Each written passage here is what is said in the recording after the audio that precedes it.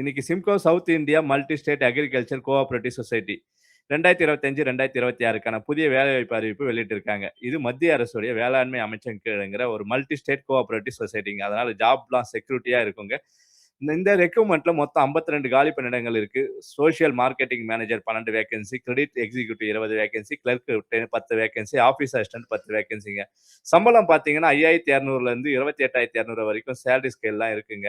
Eligibility என்ன அப்படின்னு கேட்டீங்கன்னா 10th 12th diploma any degree முடிச்சவங்க அப்ளை பண்ணலாம். Minimum 60% mark கம்பல்சரிங்க.